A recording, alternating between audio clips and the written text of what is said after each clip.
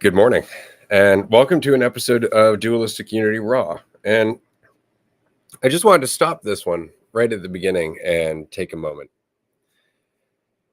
to ask you to stop. Just stop. That doesn't mean stop what you're doing, but stop thinking about yourself for 1 second. And I want you to just focus on the breath that is going in and out of your body. As you're inhaling, I want you to focus on that inhale. Not trying to get anywhere. I just want you to be as aware as possible of the air going into your body. Feel it expand your lungs. Feel your lungs absorb the air. Now exhale. You could have exhaled previously, but what I'm saying is when you exhale, be in that exhale. Allow yourself to just feel it leaving your body. Feel all of it just escaping your mouth, escaping your throat, escaping your lungs, going into the unknown and dissipating like fog, vanishing. Now inhale again and feel all of that fresh air, all of that unknown just rushing into your body, down your throat, into your lungs, maybe through your nose. Focus on that. Feel that. Can you feel that? And exhale and feel that. That is happening. That is real. Here and now, you and your breath are the same thing. And that is all that's necessary to stop thinking about your story. It's just to focus on what's actually here, what you're actually experiencing, what would remain if you removed your thoughts about yourself. It's a practice, though. It's simple. You can focus on breathing. You can focus on the chair underneath your butt. You could focus on the way that you're walking. You could focus on the sound of the room around you. You could focus on anything. Or you can continue focusing on the story of yourself. But that's the choice. There's no path to it. There's no trajectory. There's no road that will get you to this place where you can now let go. You can just let go now. Right now, by simply breathing and being a part of your breath. And just breathing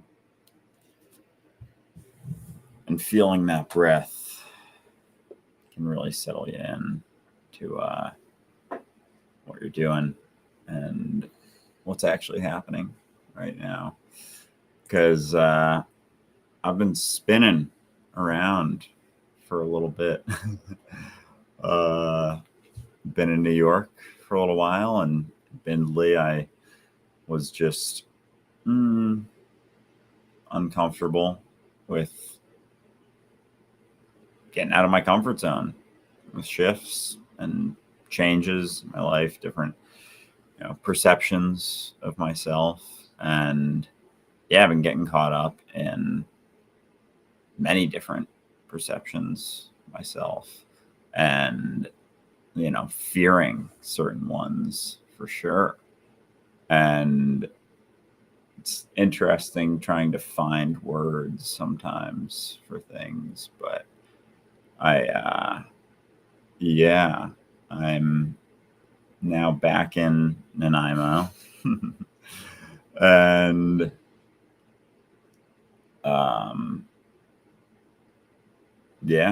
I'm happy to be here and looking forward to maybe getting some karaoke in. Yeah, that'll be fun. Absolutely. I really want you all to practice this, you included. Just breathe. Breathe. All of that weight, all of that idea of yourself doesn't have to be there. You can just breathe. You can just be where you are and then just express yourself. And that's all. That's all there is. You just keep moving forward. But so often we think that the path in our head is actually the path that we're on. And it's never the path that we're on, because we're not on a path. We're not on a path. There's nowhere to go. There's nothing happening. It's just that we are in this reality that has really nothing to do with us personally. Mm-mm. And we want it to have something to do with us personally. We want to be able to continue to think about ourselves because there's some satisfaction in that. It's like, well, hold on. If I can think about myself, then I can get control and I can get what I want and I can think I know what I want and all of these things. But with that goes the roller coaster, the up and down, that emotional spectrum that we're so very used to. But when you really just breathe and bring yourself back to here and now, that emotional spectrum really changes. Like the roller coaster ride stops. It's very unsatisfying. Like that's the whole point is when you're going through these thoughts, when you're going through this stuff that's quote unquote heavy, try to remember that it's heavy because you're looking for a resolution to it. It's heavy because you're trying to get rid of it instead of just blowing it away like smoke. You're making it solid by trying to solve it. And you're trying to solve it because you're afraid. Why are you afraid? What are you defending? And if you're honest about it, it's some idea of you that you think gives you value and certainty. Gives you certainty in where you're going, what life's going to be like, how people are going to see you. That's what you're defending. That's where your fear comes from. There is no way for you to resolve that. As soon as you think about yourself, you will have that fear of losing that self, of that self not having value, of that self not having control. They go hand in hand. This is why I always laugh about the quote, I'd rather reign in hell than serve in heaven, because that's the trade. You can think about yourself and go through the spectrum of frustration and disappointment and expectation that goes with you trying to establish more control and more value, and that is your hell. Or you can let go. Be here. See where it goes. And that is serving. Because you don't know where it goes, but each and every moment is a reflection of how much attention you pay to it. And that's what you get. It's not satisfying. You don't get some magic resolution. There's no orchestra music that's suddenly going to come up like, here's the cathartic moment. None of that. It really is a trade. Are you tired of suffering through this fiction of you? And if you are, then just breathe. That's it. Just breathe. You can come back to reality anytime. It's not a path. It's not a journey. Because that's all part of that fiction. There's no perfection to reach. You're here. This is it. It's just super unsatisfying to that fiction of you. And that's what you get to deal with. Oh, man. Because any judgments that you're afraid of are really just your own. And any judgments that you have are just your own judgments about what you think it would mean about you if you were doing the same thing that you're judging someone for. And so, the no thoughts, no problem sort of deal. It's like if you're not thinking about it, it's like there's no issue with reality or anything that's going on. And so, yeah, and then as soon as it's the thought, there can be certain perceptions that you focus on or look at, and it's there's nothing personal about it whatsoever, and that's okay too. Like the Krishnamurti quote, big secret is I don't mind what happens. And so, if all options, everything's on the table, and there's certain ones that you're like, oh, but I don't know about that. It's like, you got to find out somehow. And so, yeah, I've,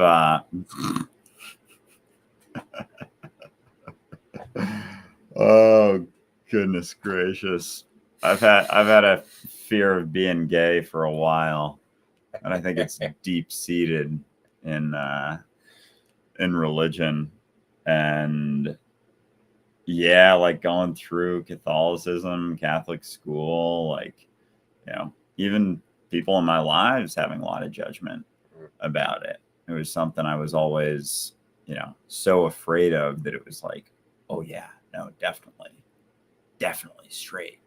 And that was, a thing that I kind of like wanted to be, or like wished I had been.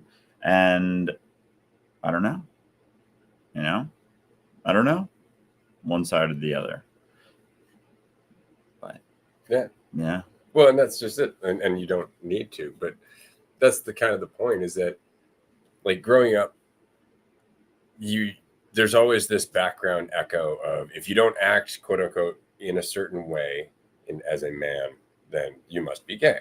And so I'm not an overly aggressive person. When I was a kid, I was angry, right? But I wasn't the kind of person who'd be going around and, trying to assert my manliness over people. I tended to stick to myself for the most part. And, I never really did the jock sports thing. Right. And so there was no identity there to get lost in. And so very often I would deal with people who assumed that just because I was quiet and not asserting my manlyhood, that I must be gay. And so immediately you're feeling ridiculed, you're feeling isolated, you're feeling ostracized by people who are ultimately just expressing their insecurity.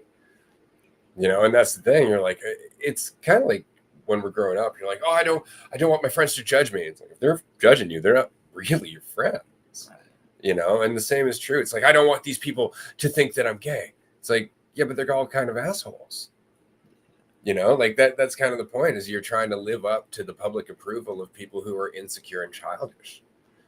But nonetheless, because it's important to you, there comes this fear, and it becomes associated with ridicule, and it becomes associated with being ostracized. It becomes associated with embarrassment and all this other stuff, because there's all these expectations. And really what you're getting a good hard look at there is just how firmly invested you are in that illusion. That's really it. You're really looking at like all the things that you use to try and feel more certain and valuable. And we're like, oh God, I got to get rid of the fears, instead of looking at the fears are actually informing what you're leaning too heavily on. Yeah. And then it's like certain fears will pop up, and certain specific perceptions will pop up. I think I already said that. And now I'm just like, running around, because there are so many things that you try to keep in mind all the time, despite it being entirely unknown. Like it's still, until someone starts texting you something or calling you or something and like specifically saying it to you, it's entirely unknown and uncertain. Like everyone's perception, how anyone's seeing, how I'm seeing, how I think I'm seeing versus how I'm actually seeing, it's like, I don't know. And I'm never going to know. And so, if I have certain fears of being certain ways or certain judgments about certain things, they're just my own, self-judgment. And yeah, I wonder sometimes if, the self-judgment, a lot of that stems from deeply repressed. No, it stems from identity. Thoughts about things. Yeah. And you just built another one. Like, it's deeply in there. It's deeply in there. It's like, no, it's just you relying on an idea right now. It's not that it's deeply in there. It's just that you just don't want to let it go. Yeah. That's really all it is, man. Like, it's such a weird thing that we have turned our sexual preferences into an identity to begin with. Like, it's an odd thing, admittedly, because human beings are neither heterosexual, bisexual, homosexual. Human beings are sexual. Like, they're sexual creatures. Like, all of us have sexual urges, straight up. What varies is our preferences. What varies is what we find attractive and why. And that varies as much as all of our individual journeys. In fact, a lot of our journeys where our sexual preferences are actually informed by the shit we went through before we were ever sexual. Right? Which is why a lot of people have like mommy or daddy issues. that kind of thing. And that comes out in their sexuality later on. And see what I'm saying is that we are sexual beings, and that sexual nature, that those sexual urges are very much influenced by the story that we've lived, by the journey that we've been on, by all the experiences that we've had. We tend to take those preferences and then go, nope, there's one camp over here and one camp over here. And that's about as ridiculous as somebody identifying with the type of person that they're attracted to, not just the gender, but no. I'm blonderosexual. I'm only interested in blondes. Therefore, I'm blonderosexual. And it's like, no, that's not an idea. That's not a thing. That's not an actual thing. That doesn't separate you from everything else. It just means that you have a preference that you are now identifying with. And that, there's a lot of comfort in that, because then you can come together with other people of the same preference, with the same label. And then what happens? That you're at odds with everyone else.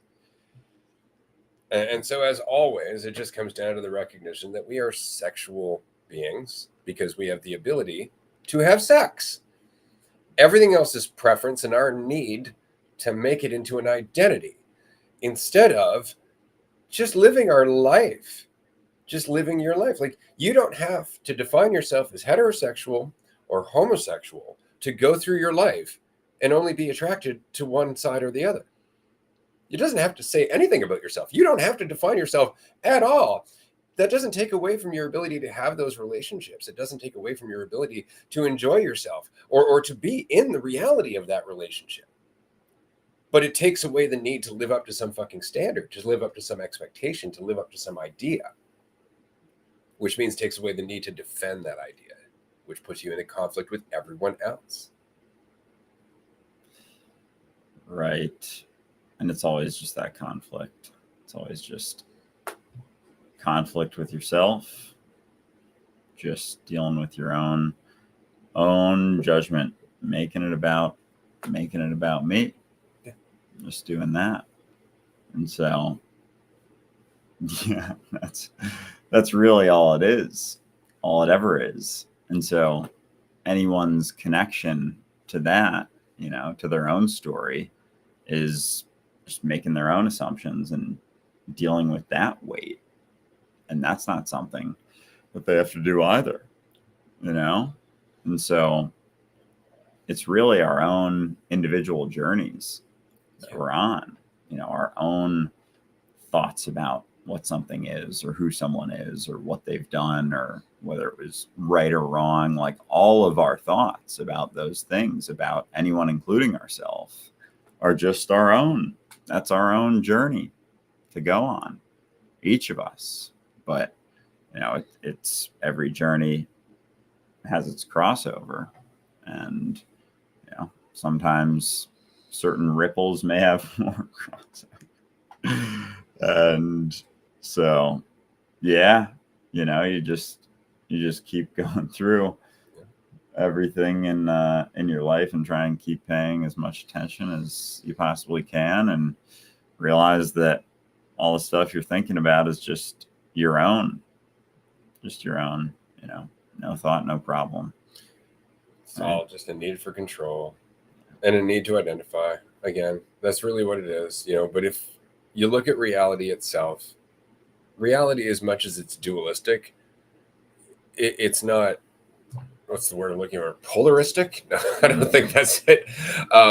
As much as there's a spectrum between one side and the other, it's not black and white, I guess is what I'm saying. It's a spectrum.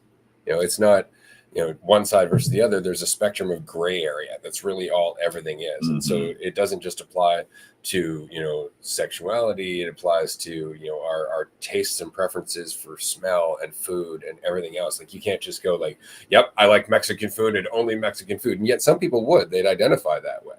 Right, because it defines them and all of that stuff, right? But the fact is that, if they were introduced to different flavors, then they would have a different spectrum. But the same is also true for the whole thing that we're having with gender as a whole. I was explaining this the other day, that if you look at humanity, right? Yes, there's men and women, right? Mm-hmm. But those are only labels for the extreme ends of a spectrum. Mm-hmm. There's actually a great deal of variation in between, right? Based on how much estrogen or how much testosterone is on either end, right? So if there's a greater amount at one side, we're like, that's a man, right? Or that's a woman. But if all of a sudden there's like somewhere in between, then we're like, it's one, or maybe it's both. And it's just like, well, that means that neither of them were really what we thought they were, right? Like, it's just a spectrum again, and our body expresses that spectrum through variation, right? This is why I find it funny that, you know, a man's testicles are really just ovaries, right? Like, basically all of our stuff just fell out. And that's very much the difference. But that's when you look at how our chromosomes are expressed, when you look at it in terms of not just, you know, XX or XY, but then there's XYY, like there's different spectrums of gray area in there, which means that there is no actual polarity in the way that we think about it, but we want to identify. We don't want to go like, yeah, you know, I've got one of those things. So we're like, I'm a man, right? And that was the point. But all of a sudden, man became an identity. Instead of just a biological description, it became a way of acting, a way of dressing, a way of talking, a way of, you know, living, a way of treating people, all that stuff. It became an identity. And that's what fucked us up. Yeah. It really is all just that identity. You know, they're all just words trying to express and explain what you think is going on in reality, you know, what you think is happening in reality. And it's all just our own stuff, you know. And then fear of judgment, which is really just fear of the unknown, as I said before, like of someone like reaching out and telling me something. And so really all the thoughts are that. And that's, you know, something that it's not that you work through them, but you just understand and accept them and keep moving forward. And so, no thought, no problem. And then, you know, you just live your life, and you just keep living it moment to moment, and just like paying attention to what's going on and how you're feeling, and not judging that either, because feelings aren't even something you can specifically put a finger to. You know, that's just it. You know, you can just live your life, but that means there's no satisfying conquering of your fears. You know, there's none of that, you know, resolution that means so much about you, the hero, going from the underworld to fucking Mount Olympus, all that shit. It's just super unsatisfying. You're like, fuck, I gotta stop reading the book. And that's really it. Like, it's like dropping a book midway. Yeah. Right? You're like, but the character. And that's the thing. There's always that option to go back to that character. But it's true how things change over time. Like, I used to be really insecure about my looks as a whole. Like, I just thought because I was unlovable and nobody ever wanted me, therefore I must be ugly. Like, the Disney movie I resonated with the most was The Hunchback of Notre Dame. Very much Quasimodo. You know, like, nobody wanted me. There was no love in my future whatsoever, you know, and so that was the story I told myself. And over time, I've realized it's because I had an idea of what, you know, attractive was, of what lovable was, of what, you know, all these things were. And so this is how my brain processed all this. And so I had to let that go. I had to realize every time I was insecure when somebody was looking at me, it's because I thought somehow my face was going to make the difference between me being lovable or not, you know, and instead of realizing like, it's just a face. It does what faces do. It's keeping all the shit inside, you know, like it's doing you a favor is what I'm saying, because you wouldn't want to see me without a face. So the point is that after a while you find all that absurd. The other day I made a video about if you're religious and wondering why people keep ridiculing you, it's because your belief is ridiculous. And somebody responded that I had a horrendous face. That was more or less their comment. And I just laughed. Like, I laughed really, really hard in a way that was so genuine that it warmed my heart. And it's just because at one point that would have crippled me. I would have been thinking about that shit all day long. Why? Because of all of the reasons I listed up until now. right? Because all of those things were something I was holding on to that defined me, as gave me a path to being more, gave me a path to value, gave me a path to certainty, right? Yeah. And it was all just horseshit in my head. Yeah. And assuming that something means something about you, or something means something about your value. Again, because like everything is out there, every different type of person. And so certain bubbles assume certain things, and certain ones are just so uptight that they couldn't possibly fathom something happening or playing out, or someone being a certain way, or being like, gay or straight or bisexual or whatever, because it's so rigidly held on to that reality is what I think it is. And it is what I assume that it is. And it is what I think about. And it's not. It's not what I think about at all. It's just this. It's just this right here. Exactly. Wanted to circle back for a minute, just because I find it really funny that we've had this conversation for like 2.5 years. And what's funny about this is that we're not saying anything here that you don't know. We're not saying anything you haven't said. It's just fucking impossible to remember when you're in your thoughts. That's the thing. We keep looking for a way to solve the thought. If I let go, the thoughts will go away. But you see how that's not letting go? That's another action by you, the thinker. Mm-hmm. And so it becomes the concept of letting go instead of breathe. Breathe until there's no you left and there's just the breath. That is the whole point. And if you can do that, you can do it all the time. Because the you that you were holding on to is as real as that breath that you just let go of. The one that's gone now, it's no longer the cohesive breath you thought it was when it left your body. It's dispersed into nothingness. That's exactly how fucking solid your thoughts are. That's exactly how solid that illusion is. You just have to let it go. Just breathe it out. That's why I was saying, I honestly, when I get heavy in the head, I exhale. And to me, what I do is I just look at all of those thoughts leaving with my breath. Mm-hmm. That is actually how it feels to me. Is the deeper I get into that breath, it's just like draining all the shit out of my consciousness. Uh-huh. Like it's just releasing all of it. It's like, nope, I'm going to breathe that out. And that's how hard it is to let go of these thoughts. Just breathe them out. Yeah. Just breathe them out. As soon as you can, if you can actually just understand that your breath and the thoughts that you associate with them can go out of your body, just like, oh, there they go. Boom, you're right back here. Uh-huh. You're right back here.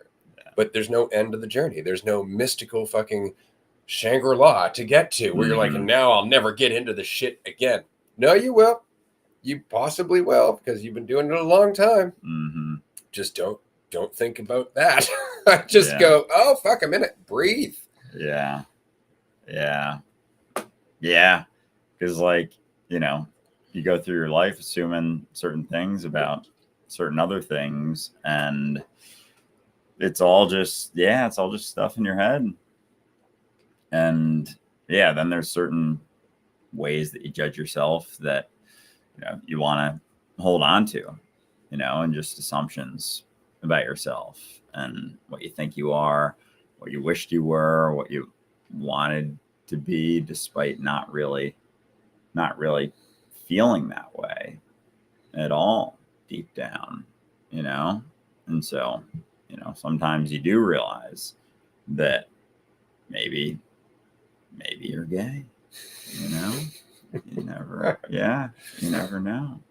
And I've wondered about that for a long time.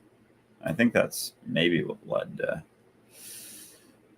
just being quieter when I was younger, was the fear of expressing, the fear of sharing that. So and then it's like, what would happen if that was expressed or shared, or people? See, it's funny. I had a litany of things I didn't want to say when I was younger. wasn't just that fear; it was every fear. Mm-hmm. You know, I'm scared in general. Yeah. That's kind of it. But that's all. I mean, can you accept that? Because it's funny. We're like, maybe I'm gay. Can you accept that maybe nobody's straight? Can you accept that maybe there's no such thing? You know, like that's kind of the point, that there is no such thing. Like, we just want to pin it down. Again, there's the brain. It's like it's got to be what? No, it doesn't. It really doesn't. It doesn't have to mean a thing.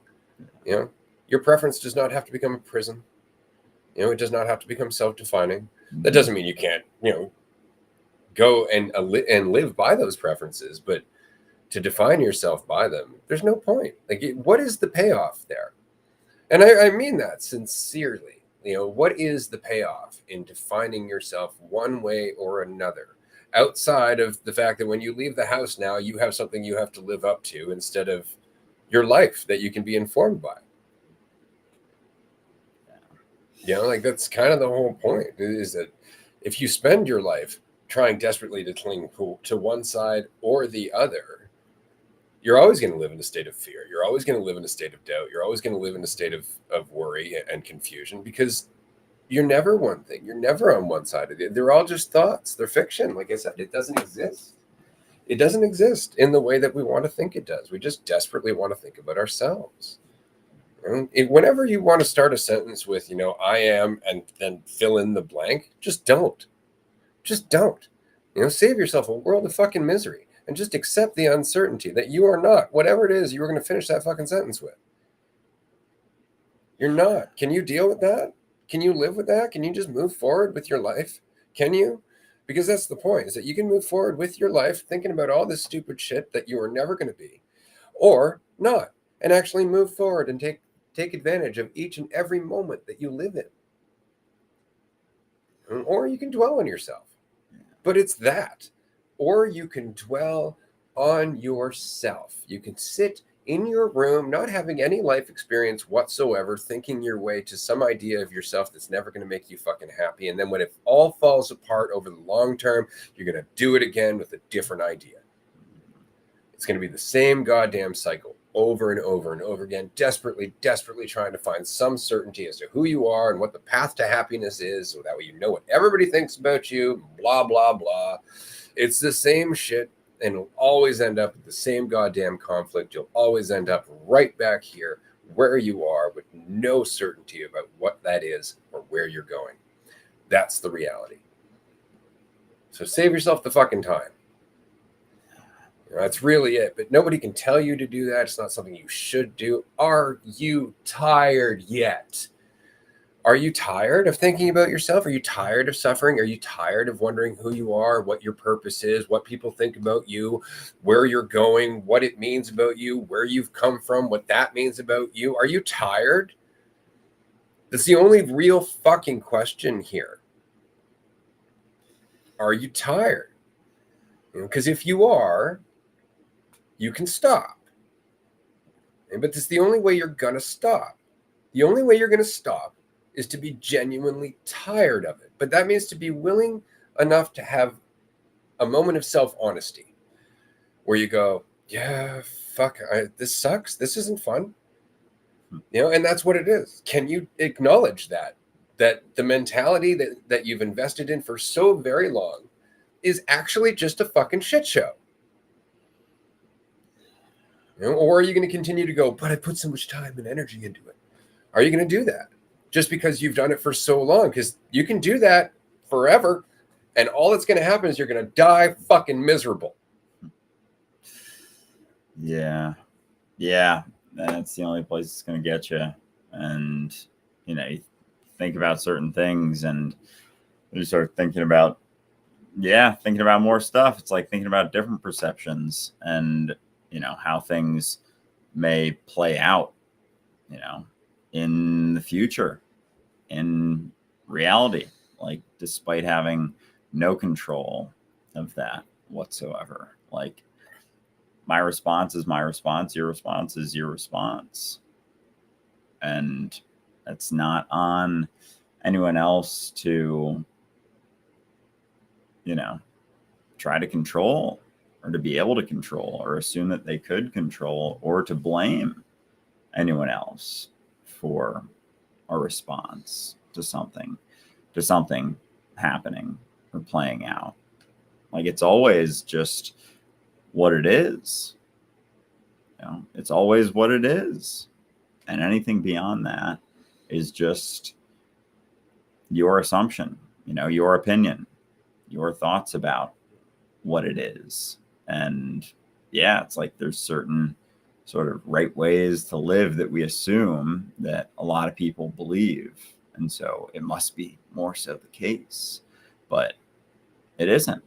It's just a lot of people who have kind of grouped themselves in a specific way because maybe a lot of them have their own fears that they deal with and didn't want to look at, or never tried or saw or tried to find out. It's just, yeah, it's all our own experience. And it's like, yeah, you can hold on to some thoughts about what something means for your whole life. You can definitely do that and live on this spectrum of oscillation between how you're thinking about yourself, or you can stop thinking about yourself, period, and just act and live and experience reality. Like, actually experience it, not the one that you're thinking about, not the assumptions you're making about yourself and how you're doing. Like, not about that at all, because all of that is taking you away from just being here, just being involved, actually experiencing reality. And yeah, the alternative is just living up to this, or trying to create this self-made bar about what you think you are, what you assume you are, despite feelings that you may have as being contradictory or different than those thoughts, because they stem from sometimes generational fears too, and that continues to get passed down a lot of times because of beliefs and whatnot. And they're all absurd. Like, they're all so silly, so silly. And it's this whole world that we can create and focus on, stemming from focusing on ourselves, thinking about ourselves. What about me? This response, what this means about me, what people are going to think about me because of that. It's still you thinking about yourself. It's still you thinking about yourself. And that's where, it all stems from. And so, anytime there's a judgment, it's always self-judgment. It's always just stemming from you. Yeah. It's interesting. And I think it's really important to remember that the two worlds look the same. Like, reality and your thoughts about it look the same. Isn't that funny? Mm-hmm. Like, you can be looking at a person and they look the same regardless if you were actually there with them or thinking about your assumptions about them. Mm-hmm. They look exactly the same. It's actually far deeper than the appearance of it whatsoever. It helps to remember that. I wanted to comment quickly on this because it's important to remember that the deep end of taking your shit so seriously and judging yourself and holding on to this fiction is that eventually you will run out of shit to cling to. You'll still have all these thoughts that you can't escape, and they're just going to keep being there. And then you're going to start having thoughts of suicide. That's often the case. And I know, because I went through that for a long time. And it was because I just wanted the thoughts to stop. I just wanted the fucking ongoing misery of never being enough to stop. And so it came to the point where I was entertaining the idea of just ending my life entirely, or ending the story entirely. And that's the trick, is to recognize that you could just surrender the story. It has nothing to do with your body or your life because they're not the same thing. They just look the same. See, the idea of you and you look the same. They're not the same. And so while you're like, oh, I got to kill myself, you're talking about the idea of yourself. Mhm. You can do that now. And it's not something that you can permanently do so much as just breathe and allow that fiction to evaporate again like fog. That's all it is. Ego death is just ego suicide. That's all it is the recognition like, fuck, I'm just keeping this puppet up, pretending it's me, and I can just put it down. And that's it. Mhm. And so that's really the work, but it kind of goes with the same reason that people are like, oh, the end of the world is coming. It's because the alternative is rolling up your sleeves and doing something outside of just, holding on to who you think you are while it destroys everything in your life, right? But that's it. It's the same choice. Like you can just let it go now. Or you can do the thing where you're like, but nope, life is suffering. But once I die, then it's all better. Mhm. And that's the alternative, which is why they had to tell people, no, killing yourself's a sin because we're making it sound so awesome on the other side that why wouldn't you do it? So now we have to tell you you're going to hell. Right? And there's the kicker. No, you don't get to go to that nice place if you take the easy way out. Mhm. It's like, oh my God, it's all just based on this fiction where the fact is that we could be turning this into our heaven on earth. Because, and I say this with absolute conviction, heaven on earth is here. It has nothing to do with the world affairs. It has nothing to do with the inequality and the corruption of government and all of that, and everything to do with your freedom to live in this moment right now, free of all of that shit that you think means something about you. Heaven on earth does not mean a lack of responsibility. It does not mean a lack of shit to do, because that'd be fucking boring. It means actually being on earth rather than in the fiction of you that does nothing but cause you hell. Because as long as we're all collectively lost in that fiction, we will cause collateral damage on a collective level, and we will not be able to stop it or see it because we are too invested in the fiction. It's the same sickness. It's the same habit. It's the same addiction. We are lost in the idea of ourself, and it removes us from reality, where the answers would be far more clear because we would actually be paying attention. Yeah. Because reality is all that's happening. Like any avoidance of this is just thinking about yourself and just prioritizing that and assuming that that means something about you, that entire world of thought, because every thought, it's like it can come with a judgment, with a spectrum, and it can feel like there's so many out there and you just don't know, you don't know. And so, yeah, this perception of myself, it's like every time I think about that, and then it overlays everything, like everything that I do, everything that I say. It's everything that is just happening.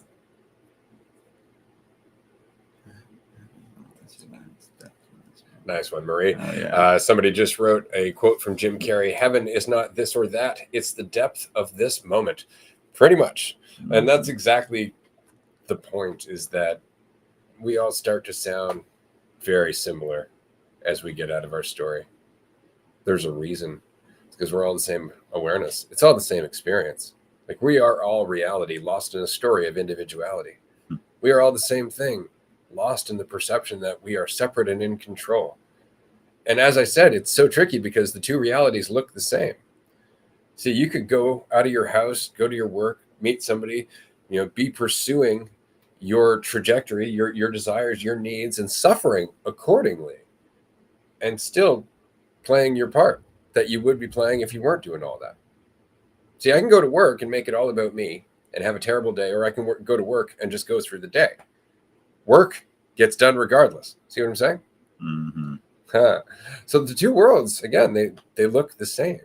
It very much looks like the world when you're thinking about it, but it's not. And the point is to start developing that sensitivity. How do you develop that sensitivity? Suffer. That's how. Keep investing in that illusion. Keep going through the ups and downs of expectation and frustration, disappointment, need, all of that.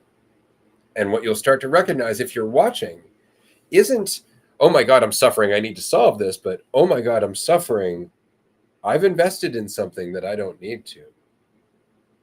Oh my God, I'm suffering, there's something I'm holding on to that maybe I don't recognize is causing me pain.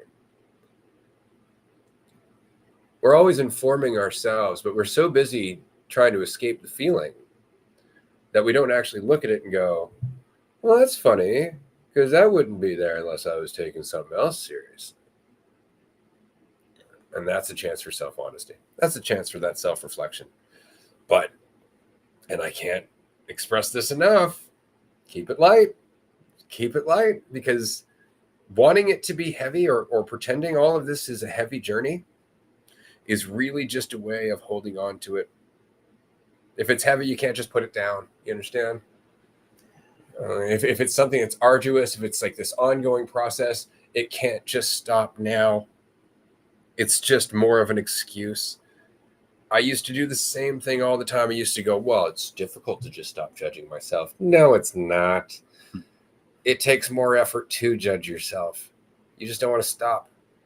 Why don't you want to stop? Because there's some vested interest in it. You're still banking on it paying off somewhere.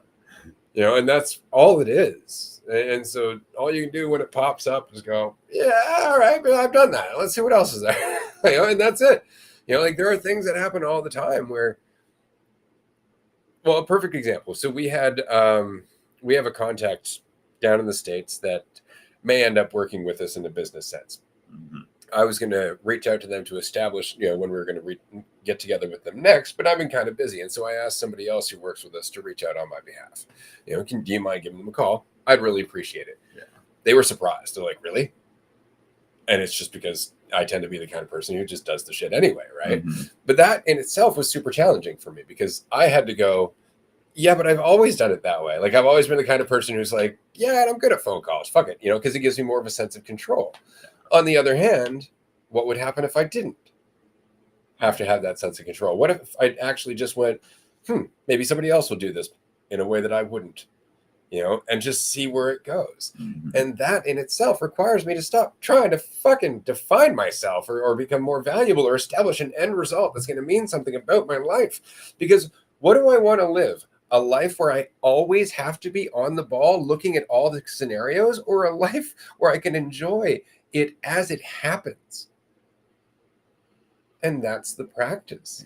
But it's a practice. That's all it is. If you can just remember that it's a trade, it's a trade. You can think about the illusion, or you can focus on here. Any part of here. Understand? As long as it's not your preferences about here, you can focus on anything. It'll bring you out of your shit. And you can focus on the air. You can focus on your sock. You can focus on whatever you want. Okay? But as long as it's not defining you, it's going to help pull you out of your thoughts. It's going to help. But that's the point, is to remember that, is to understand that the concept of letting go is not the reality of letting go.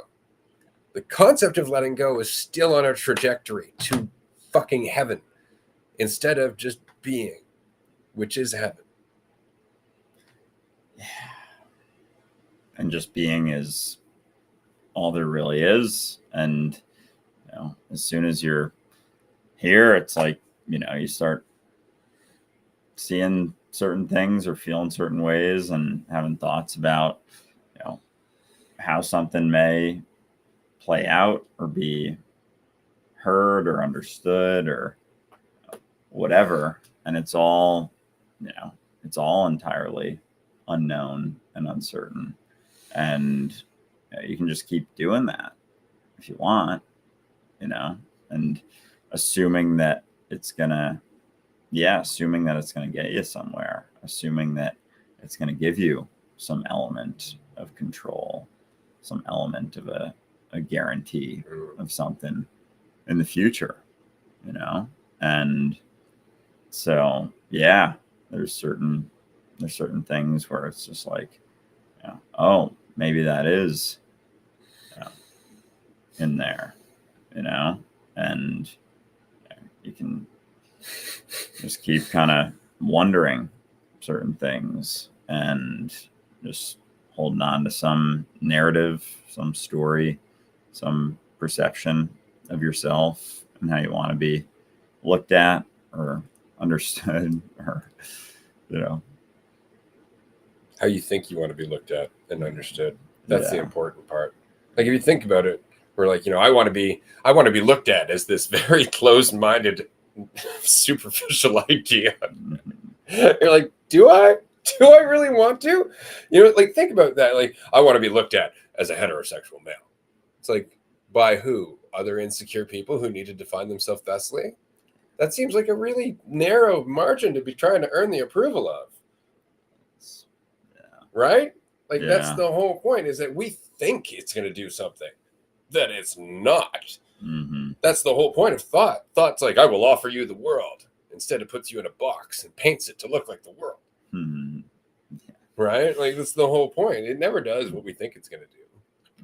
That's the whole fucking point, man. Is just to recognize, like, you don't know, you can't know. If you want to settle on any idea of yourself, it's because you're trying to know. And all that's going to do is cause more shit for you and allow you to remain in some familiar box. That's really it is. Just more idea of yourself that you want to hold on to hold off change. And that's the point. Like, all of this comes down to now. This isn't about a journey somewhere. And I mean this, especially regarding dualistic unity. Like, right now we have investors, for example, and we have an opportunity to invest for anybody who's interested. Dualisticunity.com/invest. But you're not investing in a company that's like, and in 5 years we're going to do this. An investment in dualistic unity is the same investment that you as an individual are making now. It's an investment in uncertainty. It's an investment in the unknown. Where can this go if I'm not putting it in the place where it means something about me? What can happen in my life if I allow myself to actually just find out instead of trying to guess all the fucking time because I'm afraid? What could my life be if I stop holding it down to something that's familiar and comfortable and not within, the realm of things that I don't know I could deal with? That's really all we're trying to avoid. And like I said, it really has to come down to the fact that, are you tired?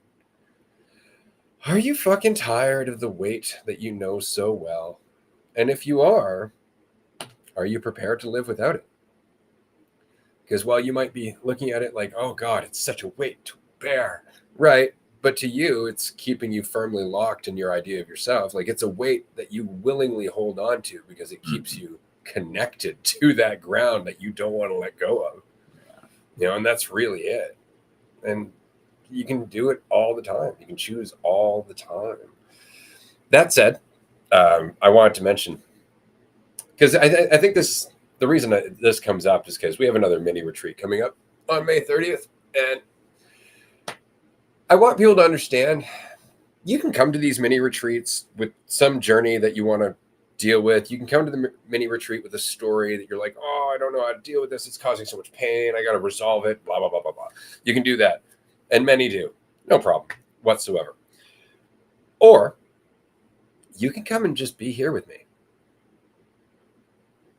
That's the practice. Because you'll notice that, to me, there is no problem. There's no problem.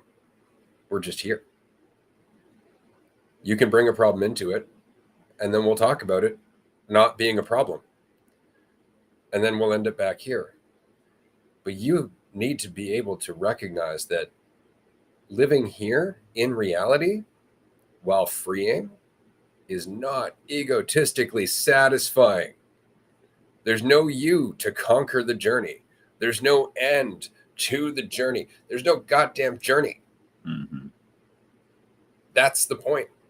That's the freedom, is to let go of all of those things and actually just be where you are.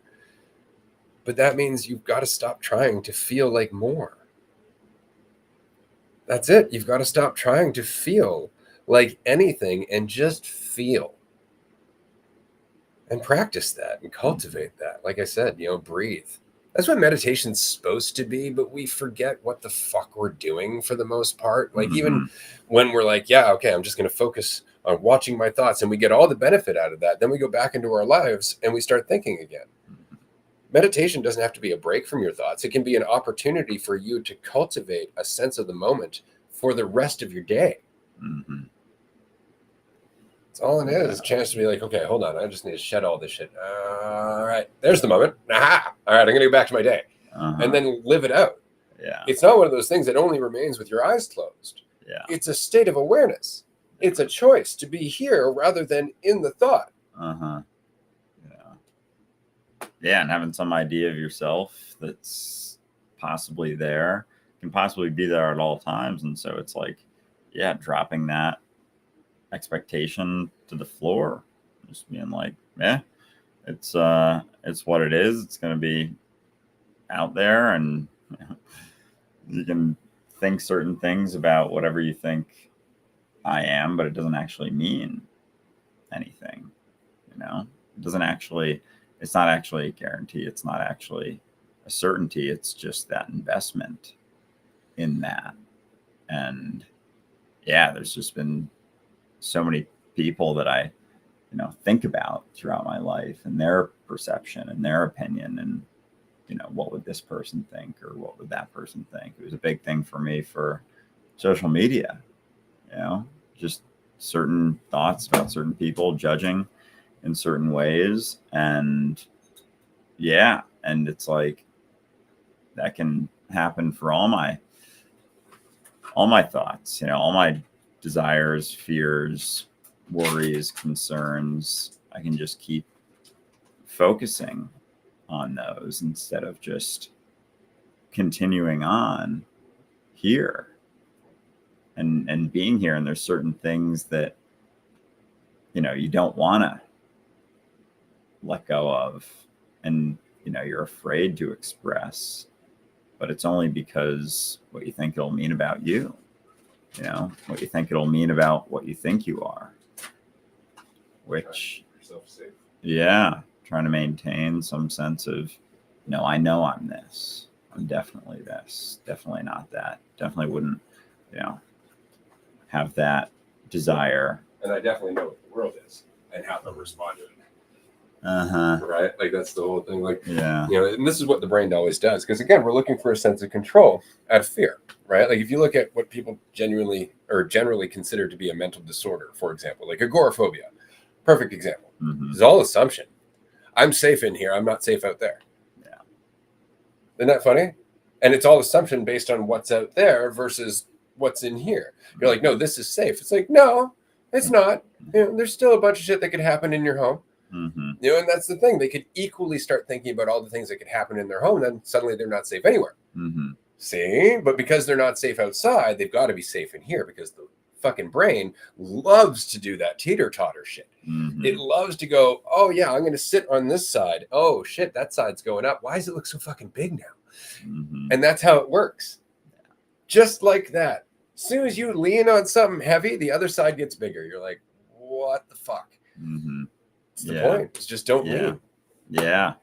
Because any leaning is just assumption about yourself, just certain thoughts and fears and concerns. And so, yeah, with like the sexuality thing, for sure, there's been certain like wanting to hold on to being straight, despite deep down kind of knowing that maybe I did have certain thoughts or, desires or tendencies, and just like not wanting to look at that because of like what someone would think, or like how someone would perceive it, or how someone might judge it. And like, you don't really know. You don't know what the future holds. That whole future that you're thinking about isn't. It's not here. It's not what's happening right now. And so any thoughts that you have about anything even outside of here aren't actually happening. Like, that's not actually reality. It's just within your assumption or your response to certain things that are happening, or certain things that you're, thinking about. It's just your own response to it, your own judgment, your own thoughts, and looking at other people trying to validate that. But it's like there is no guarantee of any of those things as you go. So, yeah. Last shout out, I just want to mention, because somebody said this to me last week, and I'm really glad they got over it and bought their ticket. Sometimes people think to themselves, I'd really like to go to this retreat, but I'd like to give somebody else the chance to get that ticket. Don't do that. And I mean this sincerely. And the reason I'm saying this is because this really is an exercise in uncertainty. We're flying by the seat of our pants all the fucking time. And because we don't make any profit from these events, they go to fund the next events. And so if you have the desire to come, if you're thinking to yourself, I should go and maybe I should let somebody else go, just come. Just have faith in that fucking thought. Just come. Just join us at the retreat, because there's no point in holding off. I mean, this will benefit everyone else better. Like, that's an assumption. If you feel the urge to come, just come, and know that as soon as you buy your ticket and you help us out, we're doing something else with it that goes towards the next retreat, which is where the next person can go, oh, I'll go to that. Don't be sitting there trying to wait for reality to like help us out. You are reality. If you want to help us out, come to the retreat. I mean this. Like, we are all in this together. If you have the desire to come, come. Because it is just possible. That's exactly what we need. So I'm just throwing that out there. While I appreciate the altruistic intention, I appreciate the idea. It's like, well, somebody else is going to get more out of it. What if nobody else is ready to go? What if your desire to leave it open for somebody else actually ends up making it so we can't do the next retreat after because we don't have the funding? Because again, all of these come out just at the line. Like, we really don't make anything above and beyond. So just keep that in mind. It's all assumption. We are putting everything we can into whatever this journey into the unknown is, called dualistic unity. If you want to do the same, it's appreciated. It really is. But, keep that in mind. All the help, every little bit goes a long way.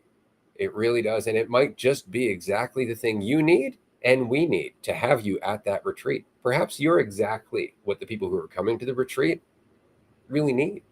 You don't know. Don't assume. Just come if you can. Yeah, because you never really know. So if you are on the fence, on the edge, definitely make it there. I think there's 2 tickets left now. So yeah, I'm excited. Last year went through some deeper stuff, and I'm sure this time around will be a bit lighter for sure. A lot of layers got peeled back.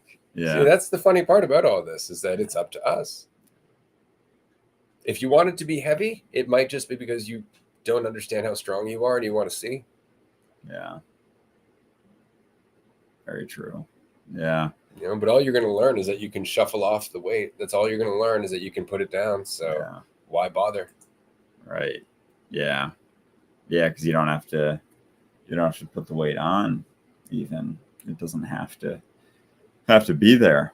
Nope. It doesn't have to be a focus. It doesn't have to be something that you think should be, or have any opinion about anything, or anything that should be happening or shouldn't be happening. It's all just within yourself. And certain things, say going to a retreat, it's like, oh, I don't know, maybe not. Like Denver, for one, is a really, really dope spot and got a lot of games and everything. So Yeah. I mean, if you're going to make it to one, definitely go to that one because, yeah, that's going to be a lot of fun. And the jacuzzi Oh yeah, for in sure. the Well, this is the backyard. thing. Is like this is our last mini retreat for a while, and I'll be honest as to why. There's a number of reasons why. Um, there was a lot to learn from this journey of retreats. We have another full 9-day retreat coming up in November. That's definitely the plan. Um, there is again sometimes this assumption that the retreats are where you go to dwell on your story. The retreats are where you go to process your trauma. And while that does happen at the retreat, it should be a result of you actually coming back to the present and then going, oh, that's what I hold on to that keeps me away from here. See, there's a very different process as opposed to coming there going, we're going to think this through and I'm going to come to an insight that means something about me and my journey, as opposed to, I'm going to go and shoot some pool with Ray. Oh, wow. Why am I so insecure about losing? Oh, shit. I'm taking winning seriously. Oh, yeah. That means something about me. And that happens when you're relaxed enough to feel it coming up. But if you're coming to the retreat in the hopes of working through something, you're going to look at me as somebody who can guide you out of it. I'm not that. Nobody's that. Let that go. There's no it to be guided out of.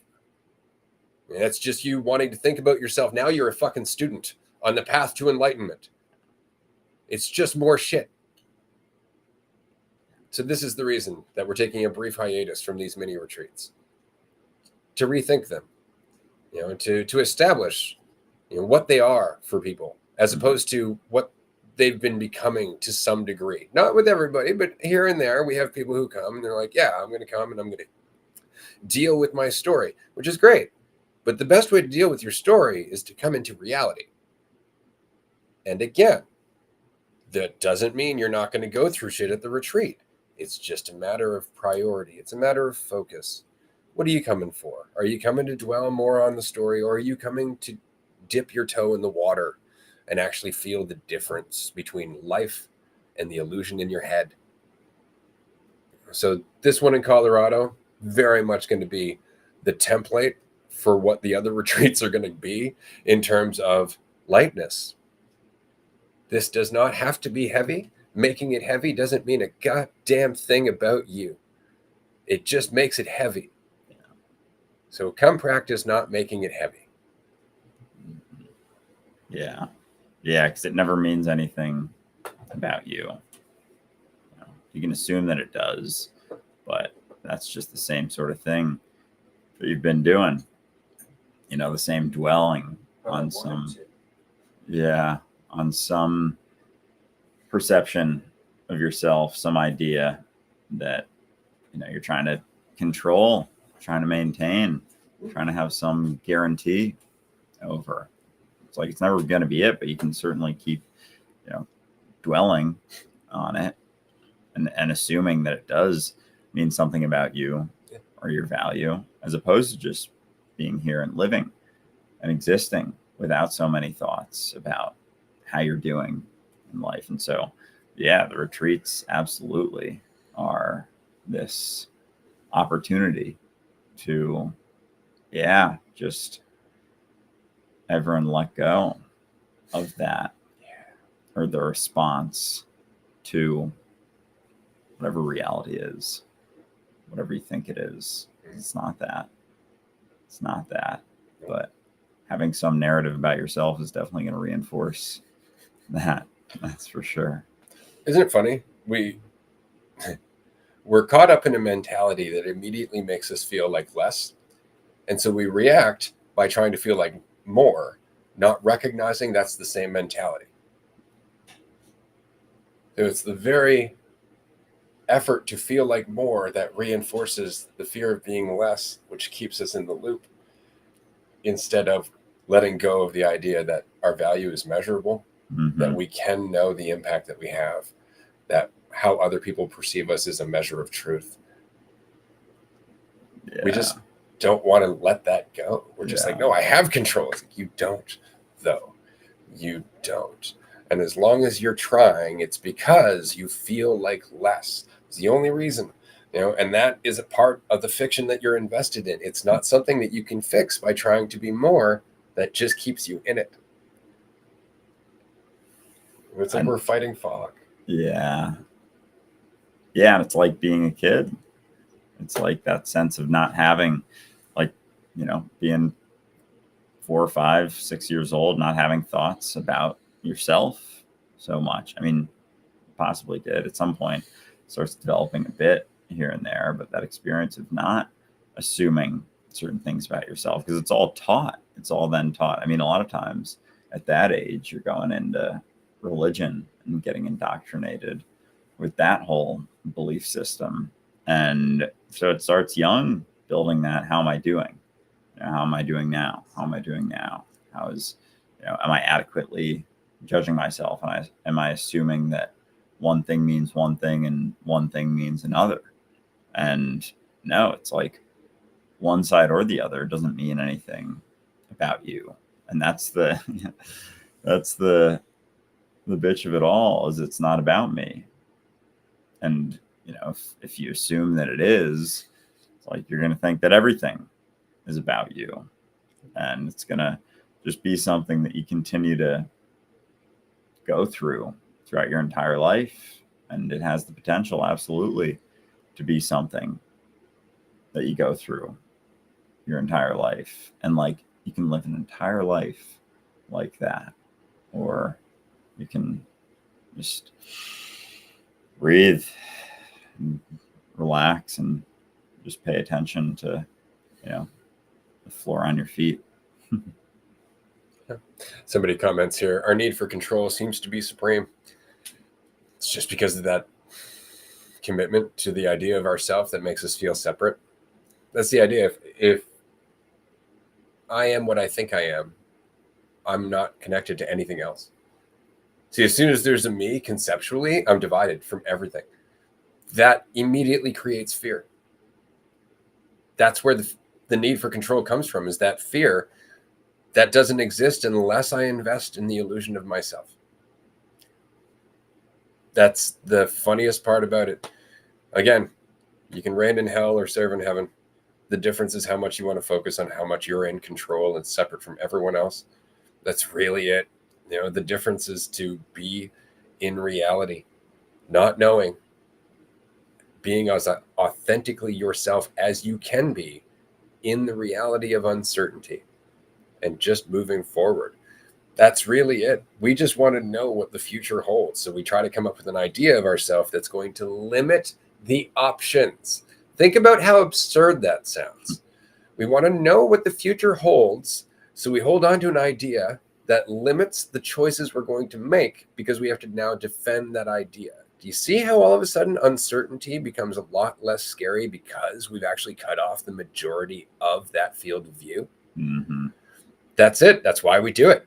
We're like, oh, if I've got this idea, then it's just this small slice of pie instead of the whole fucking pie, because then we feel overwhelmed. We're like, anything could happen. Yeah, but what's happening now? See, that's it. Our brain's like, but anything could happen. What's happening now? What's happening now? Put your attention into that. Put your attention into that. What's happening now?